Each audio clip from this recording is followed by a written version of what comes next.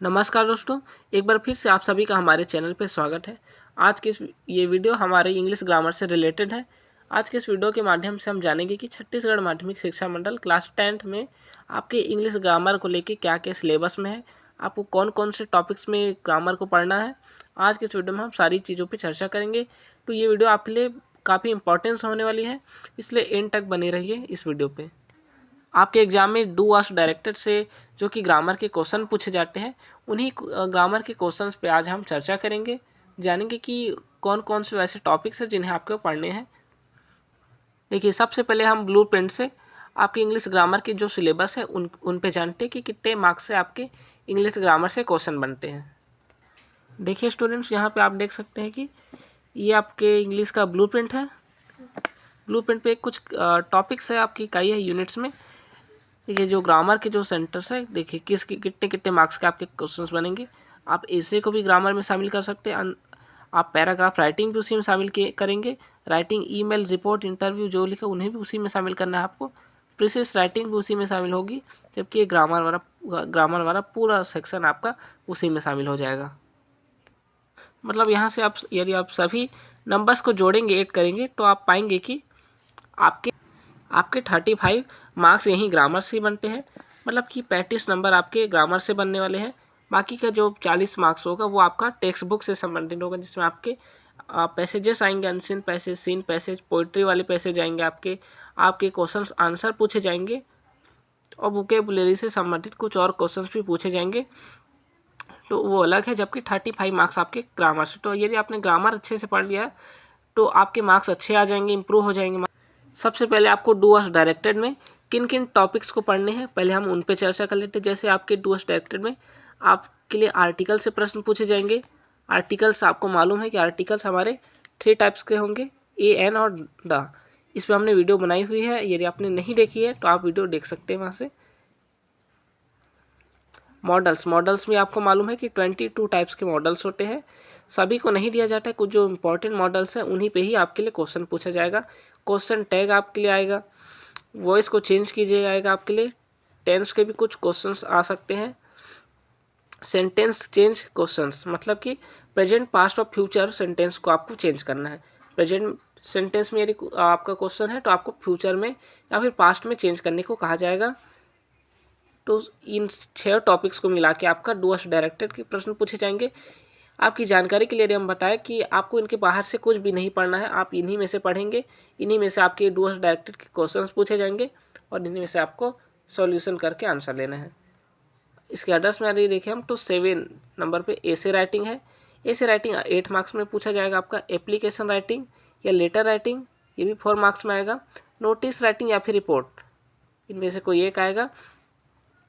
Optional रहेंगे दोनों ही question, तो ये भी आपके 4 अंक में पूछा जाने वाला प्रश्न। जबकि एक है पैराग्राफ राइटिंग, इसे भी 4 नंबर्स में पूछा जाएगा। सभी को यदि जोड़ दिया जाए तो आपके 35 मार्क्स ग्रामर से ही बनने वाले हैं। तो चलिए डू आस्क डायरेक्टेड के कुछ क्वेश्चंस को देखेंगे, उन्हें सॉल्व करेंगे और समझेंगे किस प्रकार से इन्हें सॉल्यूशन करना है, सॉल्व करना है। देखते हैं। देखिए, क्वेश्चन नंबर 15 को आप देखेंगे, इसमें बोला है do ask directed any 5 marks के ही क्वेश्चन पूछे जाएंगे। आपके पास कुछ ऑप्शंस होंगे, आपके पास 7 क्वेश्चन दिए जाएंगे, इनमें से आपको केवल 5 को ही सॉल्व करना है। तो आपका जो पहला क्वेश्चन है वही मॉडल से संबंधित क्वेश्चन है, जिसमें कहा गया I washed dishes dash my daughter was sleeping. तो आपको सबसे पहले आपको देखिए वेन या फिर विल में से आपको यहाँ पे फिल इन द ब्लैंक्स में यहाँ पे फिल करना है। सबसे पहले इस टाइप के क्वेश्चंस में आपको सेंटेंस को पढ़ना है, उन्हें ये समझना है आपको कि जो सेंटेंस है किस टाइप पे सेंटेंस है, पास्ट है, फ्यूचर है या फिर प्रेजेंट है। देखिए, इसका एक ही पहचान है, जो आपका वर्ब होगा, वर्ब जिस टाइप का आपका होगा, जैसे वर्ब में हमारा वर्ब है, जबकि इसमें ईडी जुड़ा है। ईडी जुड़ा है मतलब ये पास्ट में है, तो पास्ट के लिए कहा जा रहा है। साथ में इसमें वाज भी, मतलब कि आपको बिल्कुल समझ जाना है कि ये जो सेंटेंस है वो पास्ट में है और पास्ट के लिए आपको विल यूज करना है, तो यहाँ पे आप पेन लगा लेंगे। जबकि जो विल है, विल आपको फ्यूचर के लिए लगाया जाता है। चलिए आप सेकंड देखते हैं। इट डैश, फिर आपको ब्रैकेट में रैन है एंड सिंस मॉर्निंग। तो यहाँ पे आपको कहा गया है कि आपको correct form of the verb का जो करेक्ट फॉर्म है उस पर आपको आंसर यहाँ पे देना है। देखिए इसका आंसर भी आपको किस प्रकार से देना है, वर्ब को ध्यान में रखते हुए आपको आंसर देना है। तो यहाँ से ये पूर्णतः टेंस का आपका क्वेश्चन बन जाएगा। तो यहाँ से आपको क्या लगाना है, देखिए इट के साथ आप हमेशा आपका हैज लगेगा अकॉर्डिंग टू सेंटेंस, क्योंकि यहाँ पे सिंस का है तो आप बिन भी लगा लेंगे। उसके बाद में आपको रैन जो है, रैन को आपको बिल्कुल प्रेजेंट में बनाना है, तो आपको फिर यहाँ पे वर्ब के साथ आपको आईएनजी फॉर्म भी जोड़ना पड़ेगा। तो ये रनिंग बन जाएगा। तो it has been running since morning, तो ये आपका आंसर हो जाएगा। चलिए थर्ड क्वेश्चन देखते हैं, your father works in a bank. तो यहाँ पे आपको कहा गया है make a question using helping verb. तो वर्ब की हेल्प लेके आपको क्वेश्चन बनाने हैं। यहाँ से देखिए इस टाइप के क्वेश्चंस के लिए आपको क्या करना है, सबसे पहले आपको इस सेंटेंस में वर्ब पहचानना है, कहाँ पे वर्ब है। जैसा कि आप देख सकते हैं कि ये वर्ब है, वर्क यानी जो वर्क्स लिखा है यहाँ पे ये हमारा वर्ब हो जाएगा। अब आपको बोला हेल्पिंग वर्ब, मतलब वर्ब के हेल्प से आपको क्वेश्चन को चेंज करना, क्वेश्चन आपको बनाने यहाँ से। तो देखिए वर्क लिखा है, लेकिन वर्क के साथ में यहाँ पे एस भी जोड़ा गया है। अब एस कब जोड़ा जाएगा वर्ब के साथ में, जब ये किसको शो करेगा, जब ये शो करेगा आपका प्लूरल जो सेंटेंस होगा, प्लूरल वर्ब जिसे हम कहते हैं, उसको शो करेगा। उस कंडीशन में आपके साथ आपका जो वर्ब है उसके साथ में ई एस जुड़ जाता है, एस या फिर E S according to situation. तो आपको मालूम है किसी भी क्वेश्चन को आप बनाएंगे तो आपके पास 3 ऑप्शंस होते हैं। तो आपके सेंटेंस बनाने के लिए इस प्रकार के 3 ऑप्शंस होंगे। आपको मालूम है कि डू का यूज आप कब करेंगे, डू का यूज आपको सिंगुलर फॉर्म में और साथ में यदि सेंटेंस प्रेजेंट में है तब आपको करना है। डच का प्रयोग भी आपको प्रेजेंट में ही प्लूरल फॉर्म के लिए करना है, जबकि डिड का प्रयोग आपको पास्ट में करना है। तो जैसा कि आप देख सकते हैं कि जो हमारा वर्ब का यहाँ पे आपका वर्ब्स लिखा है, जिसमें वर्ब्स मतलब कि यहाँ पे एस जुड़ा, मतलब कि ये प्लूरल वर्ब बन चुका है, इसलिए आपको सामने में डच लगाना है। बाकी आपका जितने भी सेंटेंस है आपको पूरा रिपीट कर लेना है, क्योंकि एस की जगह में आपने डच का यूज किया, इसलिए आपको वर्क ही रखना है और लास्ट में क्वेश्चन मार्क लगा लेंगे। तो इस प्रकार के आपके क्वेश्चन मेकिंग जो क्वेश्चन आएंगे वे सॉल्व होंगे। फोर्थ क्वेश्चन है बिल वर्कड हार्ड। अब आपको सिंपली कहा गया कि 8 क्वेश्चन टैग। तो यहाँ से क्वेश्चन टैग भी आप समझ लीजिए आपको किस प्रकार से क्वेश्चन टैग को सॉल्व करना है। क्वेश्चन टैग को समझने के लिए आपको ये मालूम होना चाहिए कि जो क्वेश्चन टैग है हमेशा नेगेटिव में ही चेंज किया जाता है। चलिए यहाँ से हम समझेंगे। देखिए जो इस जो सेंटेंस है उसका जो वर्ब वाला फॉर्म है, वर्ब में ईडी जुड़ा हुआ है, मतलब कि पास्ट को प्रेजेंट करेगा, पास्ट सेंटेंस है ये। पास्ट में हमने देखा था कि ईएस वाले क्वेश्चन में कि पास्ट के लिए हमेशा डिड लगाया जाता है। तो यहाँ से सबसे पहले आपको डिड लिख लेना है, चूँकि इसे नेगेटिव में चेंज किया जाता है तो इसी के साथ में आपको नॉट भी लगा लेना है। इसको आप मिला के डिड नॉट भी लिख सकते हैं, डिडंट। अब पहचानना आपको ये जो आपका सब्जेक्ट होगा, सब्जेक्ट का किस फॉर्म में है। जैसे सब्जेक्ट में हमारा नेम दिया गया, आपको नेम नहीं लिखना है। सब्जेक्ट में आपका दिया गया बिल, बिल मीन्स कि ये बॉयज़ का नेम है, बॉयज़ के नेम में आप किसे यूज करेंगे, ही को, तो आपको ही लिखना है। चूँकि क्वेश्चन टैग है इसलिए वजह से आपको क्वेश्चन मार्क भी यहाँ पे लगाना है। तो इस प्रकार का आपका क्वेश्चन टैग बनेगा, काफ़ी ईजी होता है। यदि आप पूरी तरह से सॉल्व करना चाहते हैं तो आपको पूरा क्वेश्चन रिपीट करना है, यहाँ पे कॉमा करना है, उसके बाद आप इसे लिख सकते हैं और इसी प्रकार से आपको आंसर को देना है इसमें। चलिए फिफ्थ क्वेश्चन है she helps her mother in kitchen. अब आपको fill in the blanks with using do, did, did for emphatic, मतलब इन सभी में से किसी एक की यूज से आपको इसका आंसर आपको देना है। हम पहले भी इस टाइप के क्वेश्चंस को देख चुके हैं अभी।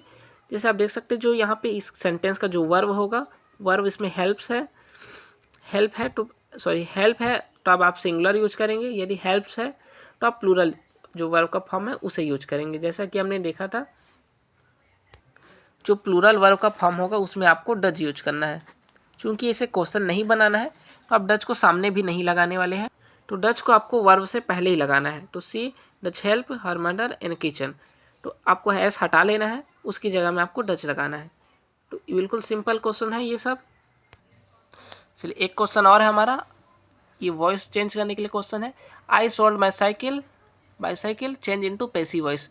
अब आपको इसका आंसर कैसे बनाना है यदि आपको नहीं मालूम है तो चलिए हम आपको बताएंगे बिल्कुल डिटेल से। तो देखिए स्टूडेंट्स, ये आपका क्वेश्चन है I sold my bicycle change into passive voice, मतलब वॉइस आपको मालूम है कि वॉइस के दो ही टाइप्स है, एक एक्टिव वॉइस में, एक पैसिव वॉइस में आपके लिए क्वेश्चन पूछे जाएंगे। चूँकि इस क्वेश्चन को आपको पैसिव वॉइस में चेंज करना है, मतलब ये क्वेश्चन आपका एक्टिव वॉइस में है। चलिए चेंज करने के लिए कुछ इंपॉर्टेंट चीज़ें हम सीख लेते हैं। जैसे कि जो आपका पहला लेटर होगा वो हमेशा सब्जेक्ट होगा, सेकेंड लेटर जो होगा वो आपका वर्ब को प्रेजेंट करेगा, जबकि जो लास्ट के जो लेटर्स है वो आपके ऑब्जेक्ट कहलाते हैं। तो यदि आप एक्टिव से पैसिव में चेंज करना चाहते हैं वॉइस को, तो आपका जो स्ट्रक्चर बनेगा उस पर हम देखते हैं। यहाँ पे देखिए, जो आपका ऑब्जेक्ट है वो फर्स्ट में आ जाएगा। उसके बाद आपको कुछ हेल्पिंग फॉर्म्स लेने हैं। हेल्पिंग फॉर्म्स में आपके क्या क्या आएंगे, आपका सेंटेंस जिस प्रकार से होगा उसी प्रकार से आपको हेल्पिंग फॉर्म्स लेने हैं। जैसे कि यहाँ पे आपका वर्ब सॉल्ड है, सॉल्ड मीन्स ये पास्ट को प्रेजेंट करेगा, मतलब पास्ट के लिए आपके पास वॉच के ऑप्शंस हैं, वर के ऑप्शंस हैं या फिर हैड के ऑप्शंस हैं। तो यहाँ पे आपको सिंपली वॉच लेना है क्योंकि आपके पास आई है सिंपली। तो यहाँ से आपके ये स्ट्रक्चर है, आपको किस प्रकार से, ये प्रकार से आप इसे फॉर्मूला भी समझ सकते हैं।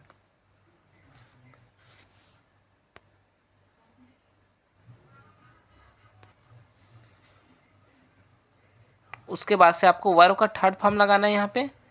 उसके बाद आपको बाई जोड़ना है उसमें, और लास्ट में आपका जो ऑब्जेक्ट जैसे फर्स्ट में है तो उसी प्रकार से आपका जो सब्जेक्ट होगा, सब्जेक्ट आएगा लेकिन वो चेंज फॉर्म में आएगा। इतना आपको ध्यान रखना है, चेंज फॉर्म में आएगा का मतलब है हम आपको एक टेबल शो करेंगे, उस टेबल को आपको अच्छे से पढ़ लेना है। यदि आई है तो आई के लिए जैसा कि आपको मालूम है कि यहाँ पे हम मी को प्रेजेंट करेंगे।